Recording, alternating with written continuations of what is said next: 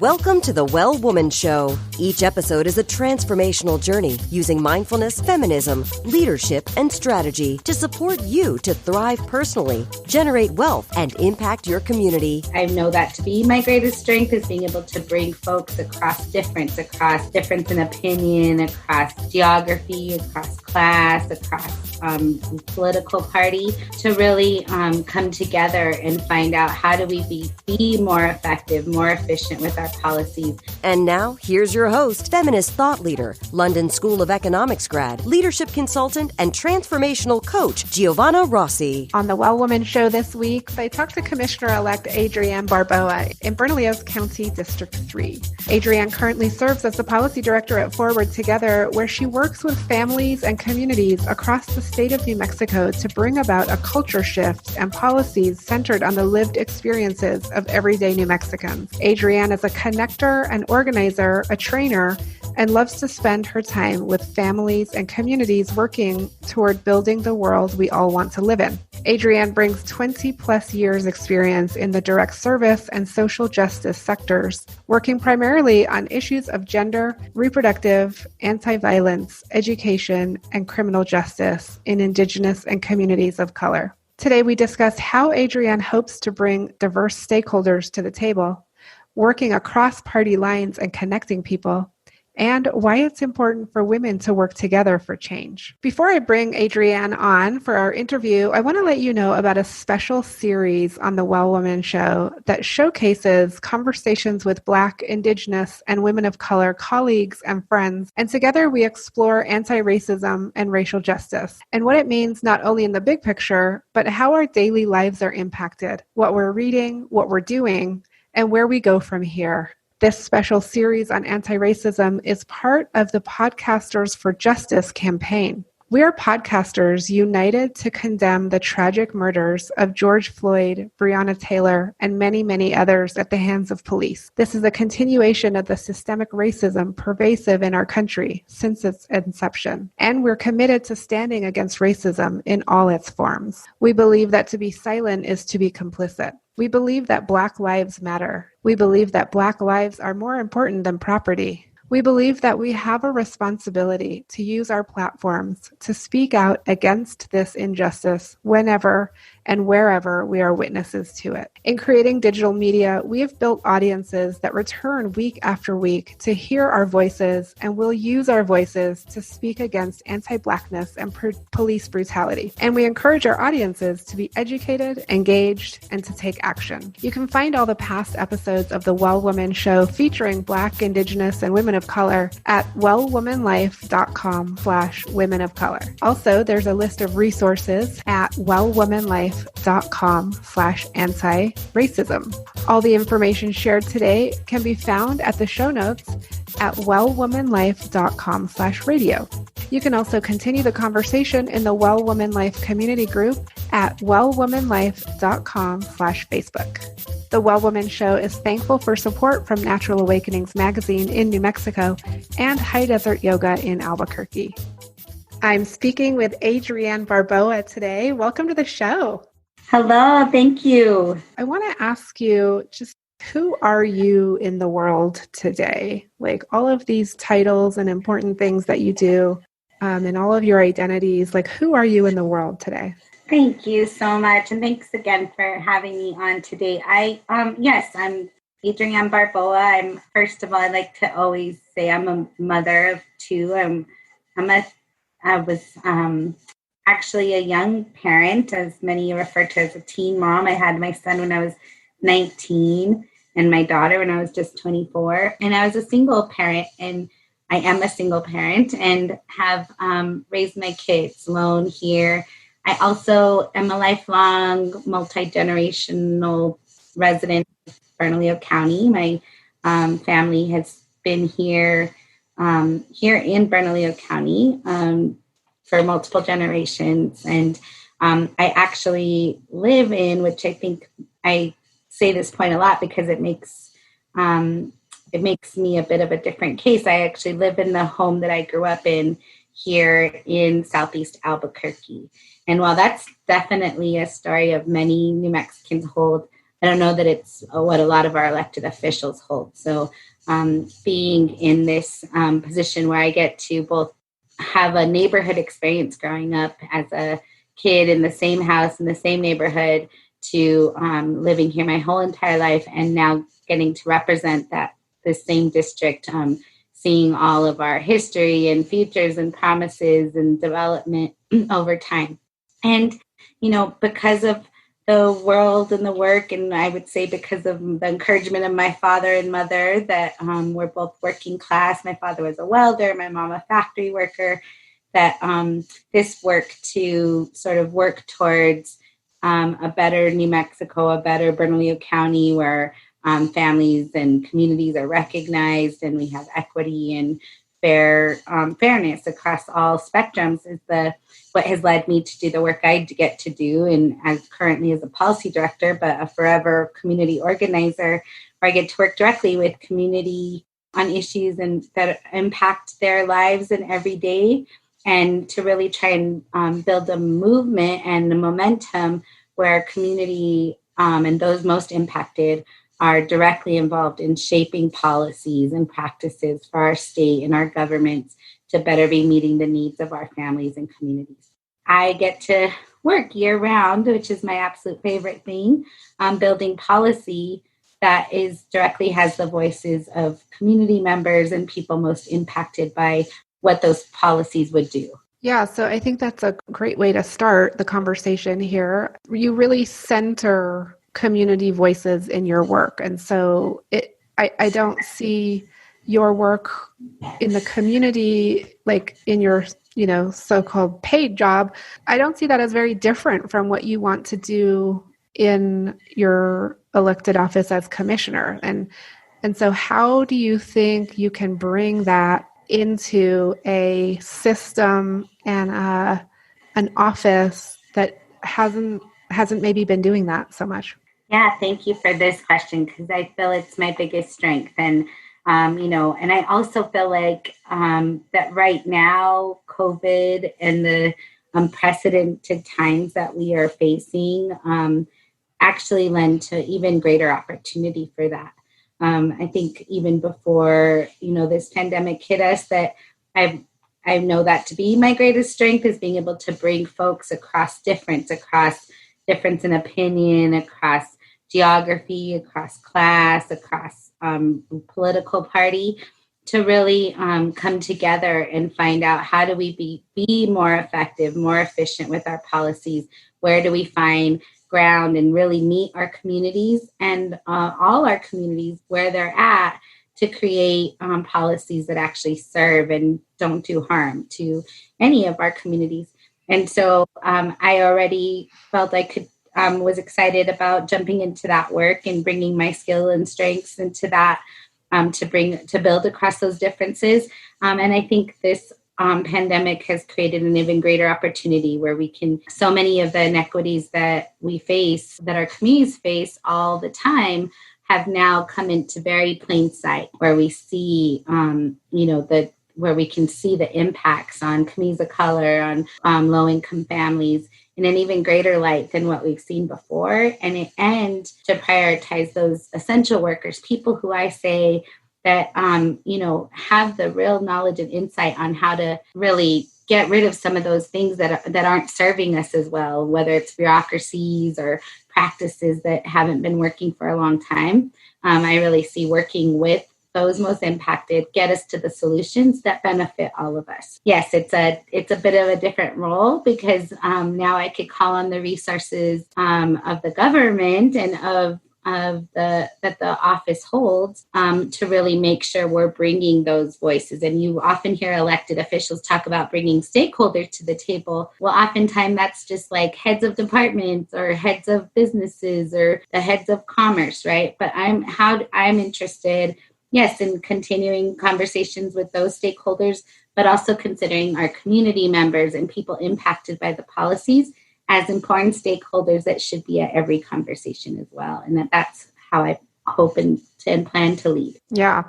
And you and I have worked on things in the past around women and girls. And I'm particularly, especially on this show, very interested in how, what the impact is on women's lives and well-being, looking at, women and girls as sort of the foundation of holding the family together. And then with strong families, we have strong communities. How do you plan to continue with that lens? And then, of course, if you overlay, race and ethnicity and income and sexual orientation and all of those other things on top of those identities, it gets even more complex. But how do you plan to continue that work and bringing that specific perspective into your elected position?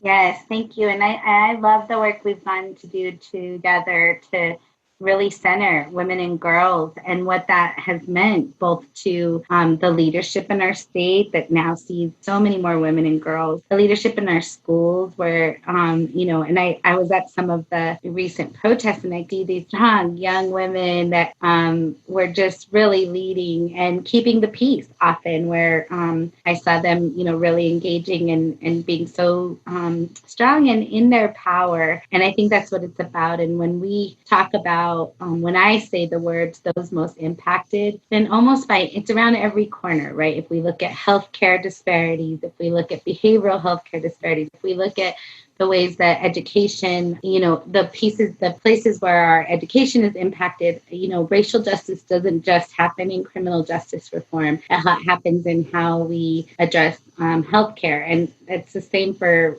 sexism, racism, classism, that those folks that are most impacted by almost any situation are, low-income women of color, Black and Indigenous women specifically, right? And so when I say those most impacted, we're looking at how do we bring in those voices of those most impacted. And that's on every lens, whether it's how we think about economic development and how we support and incentivize businesses, whether it's how we're making sure that the behavioral healthcare system in its new form and with the monies that it has now to move forward, how is it making sure to put priorities there that really look at those most impacted and bring them into the policy conversation? Because that's where I feel our biggest blind spot has been. There's lots of very well policies that have great intentions that we can even look to other cities or states or counties that they've done. But if we're not specific to the needs of New Mexico and bringing in, making sure young people's voices, young women's voices, young women of color's voices, young Indigenous women's voices are included in those policymaking decisions, then we have huge blind spots. And so I will continue to make sure and definitely always carry that. I just really do believe it is the time for women to be able to show their leadership when, our women who in New Mexico have been in leadership for a really long time, but they've had to fight for that space. And thankfully to folks like you and others and our elected leader, women that have come before myself, have really, worked hard to find a space in that. I think they've created the greater opportunity for us to we don't have to fight so much just for the space, but now we can lead as women with a priority around the care and nurturing of our communities and meeting our communities with. Well, just going further into that a little bit, what do you see your role as a commissioner in bringing those voices to the table? Will it be through organizations, like bringing the leaders of organizations, or would you bring individuals? Like, how do you actually operationalize that vision? Yeah, I think I'm both, right? I think we have lots of organizations that, including the organization I work for, but there's several across our state, and particularly saturated in Bernalillo County, that work directly with people on the ground. So if it's on immigrant rights, then I would definitely call on, if we're making votes on immigrant rights or want to make sure we include immigrant families in our healthcare policy, then I would definitely be looking to the organizations that work year round in step with those communities. If we're talking about how, if we're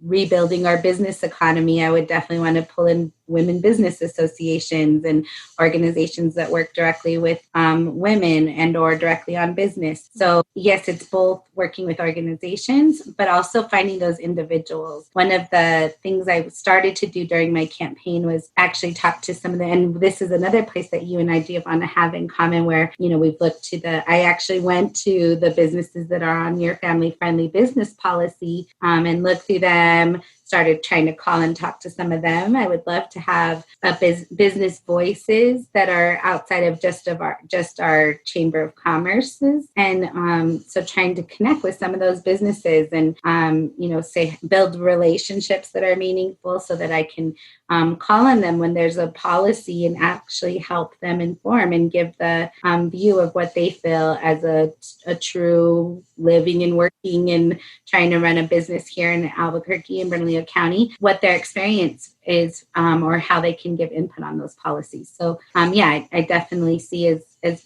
tapping into the organizations that work day to day with communities impacted and individuals, but also calling and building relationships with individuals that can be prepared to be a reliable source of information and be part of those processes, right? We can't just call on folks and be like, oh, we need 100 people tomorrow to talk about police reform, when folks need context about what's happened, what is the history of our police departments, what is the current policies that are in place, what are the hopes and actual real possibilities, how do we prepare some of our community members to also have that information coming in. Okay. And to do. Yeah. What about, last question before we take a quick break, how do you see the real deep work that needs to happen around anti-racism happening? Like, how do you see sort of the nuts and bolts of like, what are some of the next steps, to take from your perspective? Yeah.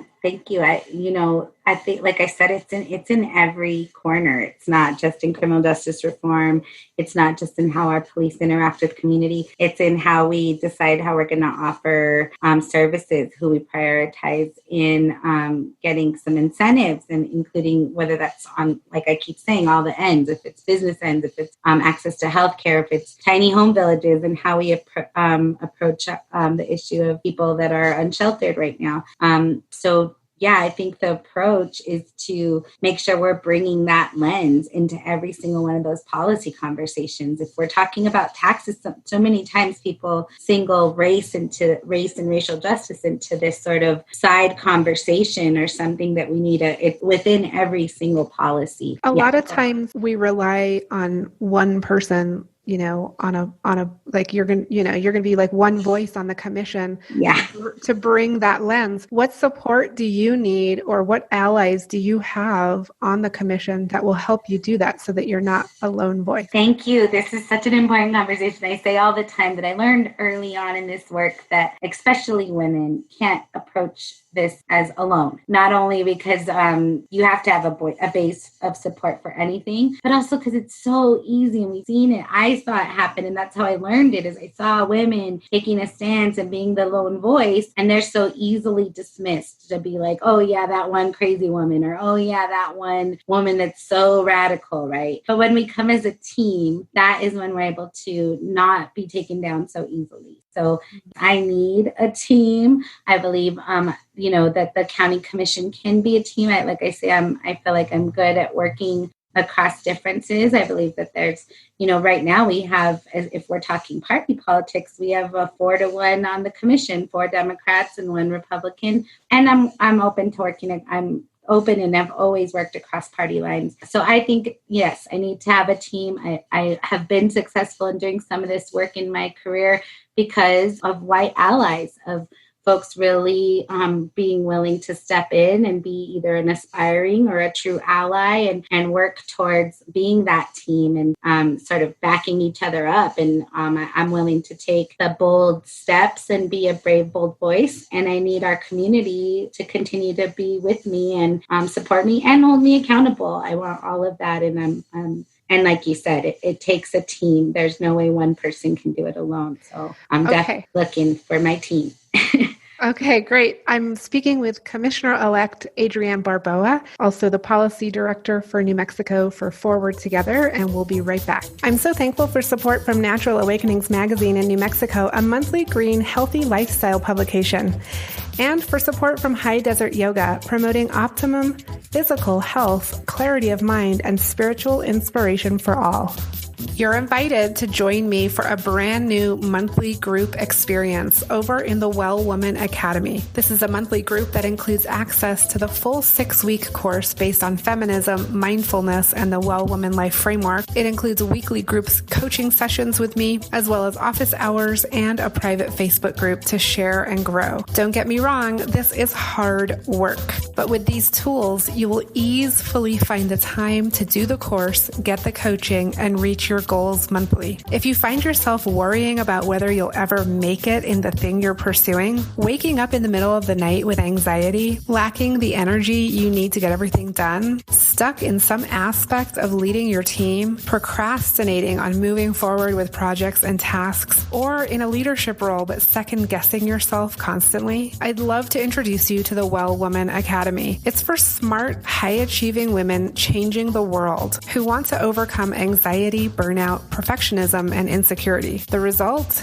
You get to live your well woman life, a life of joy, ease, and abundance, even when things are tough all around you. Visit wellwomanlife.com/academy to learn more. I'm back on the Well Woman Show with Commissioner-elect Adriann Barboa, and we're going into the segment called Superpowers for Success. So this is a quick, like a lightning round of questions, and I'll ask you these questions so that it helps listeners get to know you a little better and also learn from your life and your experience. And so the first question is, what does success in life mean for you? Across every challenge, I think being able to get back up, right? Like success means that you try something with your full heart, your full commitment into it. And sometimes it's not going to work, or sometimes you will, like my boss says, fail forward. But how we get back up, how we keep going, how we keep moving, that's what success is. Okay. And when did you know you were really good at what you do? As a young person, I noticed that I had an attitude of positivity that was attractive to folks. And so when I decided that I could use that for good, I would say probably, in high school, I really made a turn because of some group, school, student organizations I was involved in, to really commit that positive characteristic of myself towards making positive change for our communities and feeling successful in that and in really being a voice where a strong voice that wasn't always heard. Okay. And can you describe a personal habit that contributes to your well-being so that you can do everything you do? Yeah, I am so thankful. My director of the organization I work with, Forward Together, developed a practice called courageous practice, and it includes elements of Tai Chi, but it's not. It's a mind-body practice that just helps me stay grounded, and it's very accessible and simple, and has been developed, and it helps keep me sort of grounded, my breath low, calm, and in some intense situations. So that's one of the practices I use also. Okay. And then I also remember when you were with Young Women United, you had something called the forward stance. Yes, that is courageous practice, forward stance. Those are the same. The same practices. Courageous practice is sort of in everything. Forward stance is like I said, it's based in Tai Chi. It's a round of some movements that help both, think about how we move and keep our breath low and are aware, and includes rhythm and pace. So those are the elements that I use and to keep me grounded and feeling really ready. I love it. Okay. And what superpower did you discover you had only to realize it was there all the time?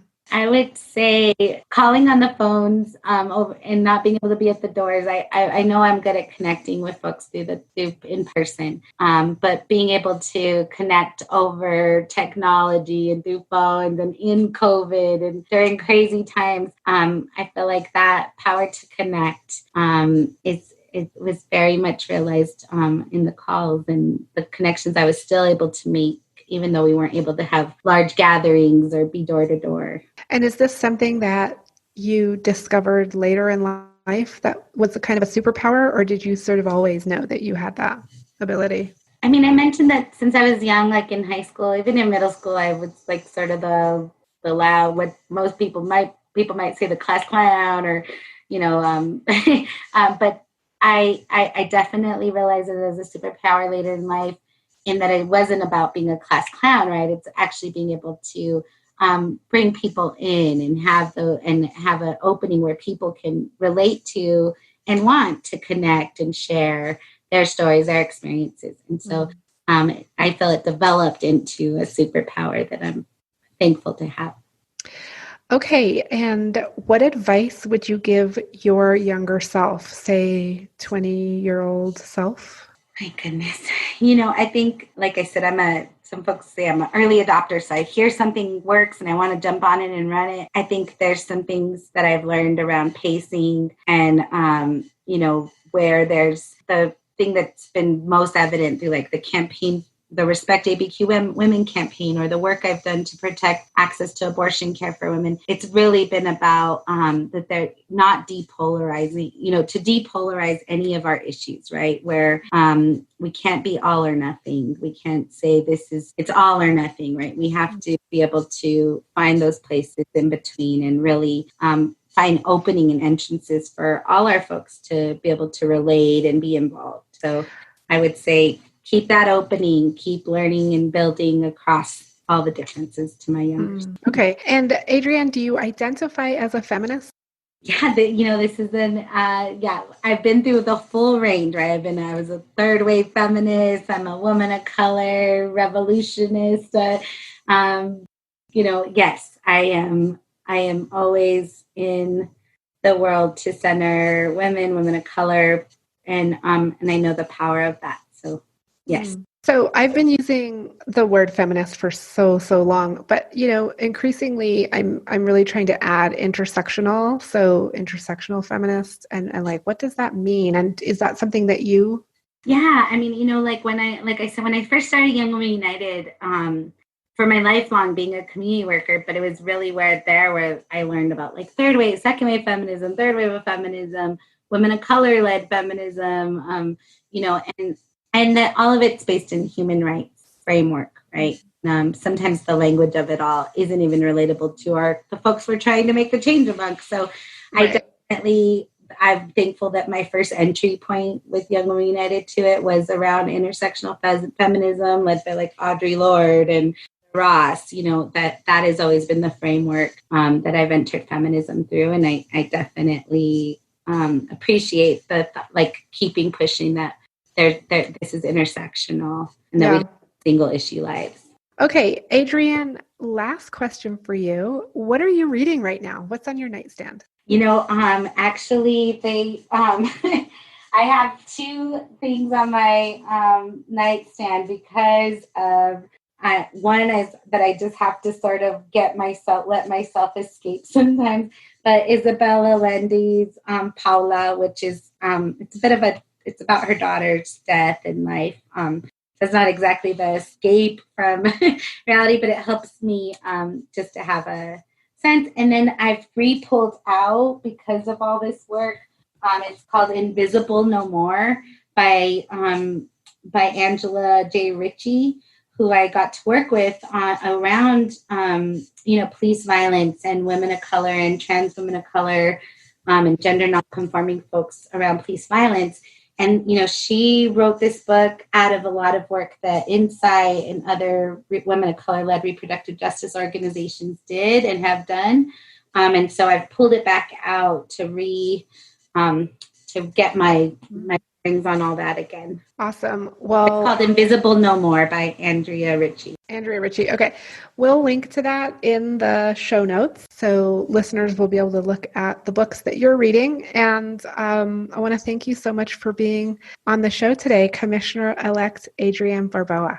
Thank you so much for the opportunity, Giovanna, and I look forward to working with you and all of the women that listen to your show and are part people that engage in this show. Thank you so much. That's it for our show today. Remember, if you need support to live your Well Woman life, head over to wellwomanlife.com/Facebook to join our community. As a reminder, we are on NPR every week, so be sure to tune in at npr.org/podcasts and search for The Well Woman Show. If you enjoyed today's show, please take a moment and subscribe and leave a review. This helps raise visibility, which is super helpful when it comes to producing the show every week. For feedback, comments, or just to let me know you were listening, find me on Facebook, Twitter, and Instagram at Well Woman Life. I'm Giovanna Rossi for The Well Woman Show. Until next time, have a super powerful week.